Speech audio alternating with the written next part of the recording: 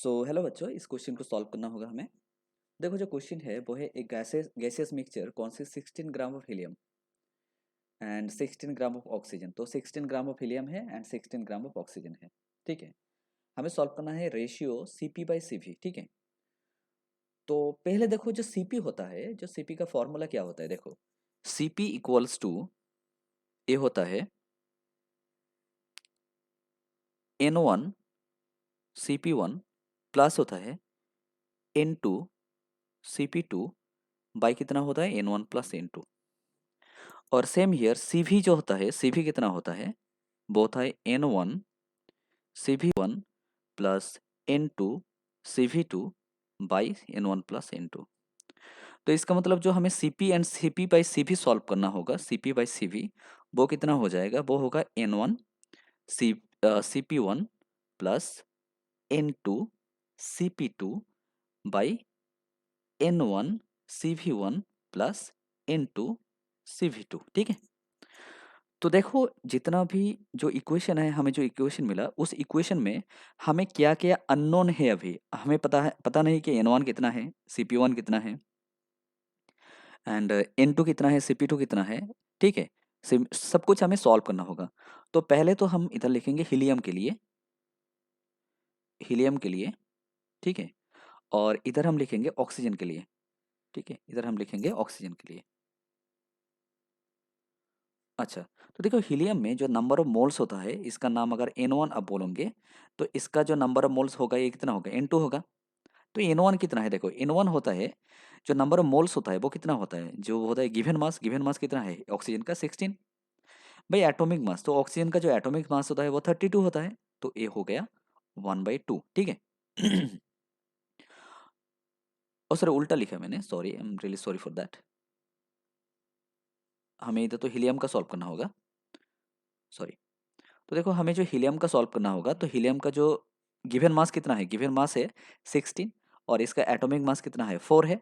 तो हमें मिल गया वो 4 मिल गया। जो ऑक्सीजन का है N2 कितना होगा, गिवन मास है कितना, गिवन मास है 16, और ऑक्सीजन का जो एटॉमिक मास होता है वो होता है 32।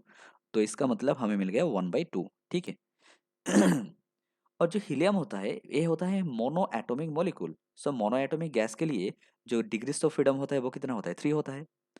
और जो ऑक्सीजन है ये होता है डायटोमिक मॉलिक्यूल। सो डायटोमिक मॉलिक्यूल के लिए जो डिग्रीज ऑफ फ्रीडम होता है वो कितना होता है, 5 होता है। ठीक है, ओके। अच्छा, अभी हमें इसका CV और CV1 CP1 भी सॉल्व करना होगा। तो देखो ऑक्सीजन हीलियम का जो V1 होता है, ठीक है, तो ये होता है F/2 इंटू आर। तो देखो आपको पता है F जो होता है, मतलब F1 है, वो होता है कितना, 3/2, उसके साथ R होगा। अच्छा, इसका जो F2 है, अच्छा इसका जो CV2 निकाल के आएगा वो कितना होगा, F2/2 उसके साथ R। तो देखिए हमें पता है इसमें कि F2 का जो वैल्यू होता है वो है 5/2 है, 5/2 उसके साथ R मिल गया। ठीक है, अच्छा अभी हमें CP1 भी सॉल्व करना होगा। CP1 जो होगा वो कितना होगा, जो CP1 का वैल्यू है वो कितना है, वो है F/2।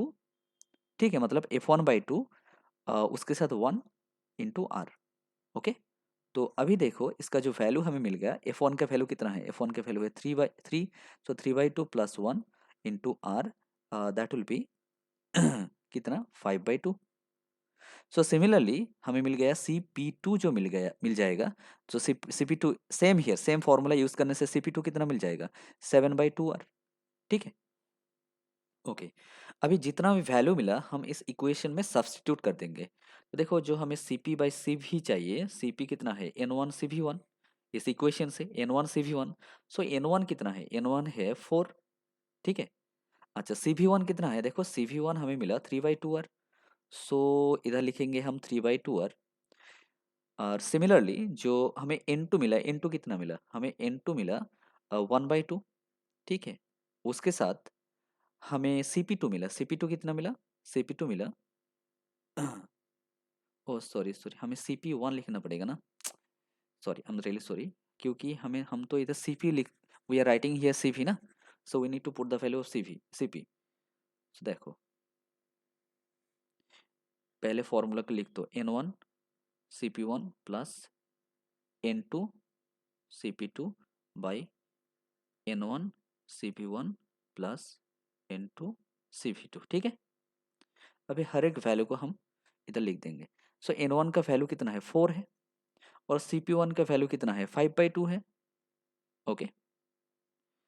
प्लस N2 का वैल्यू कितना है 5/2 R है। N2 का वैल्यू कितना है, N2 का वैल्यू है आपका 1/2, ठीक है। और इसका CP2 जो है वो है 7/2, सो 7/2 R। N1 का वैल्यू है 4 है, उसके साथ इसका जो CV1 होगा, CV1 कितना है 3/2 R है, 3/2 R है। प्लस फिर से देखो, फिर से इसका जो N2 है वो 1/2 है, और इसका जो CV2 है, CV2 कितना है, CV2 है 5/2 R, 5/2 R, ठीक है। तो आप इसको सॉल्व करो, इसको सॉल्व करने से जो आपको कितना मिल जाएगा, आपको मिल जाएगा 47/29, ठीक है, मतलब 1.62, okay. Thank you for watching this video.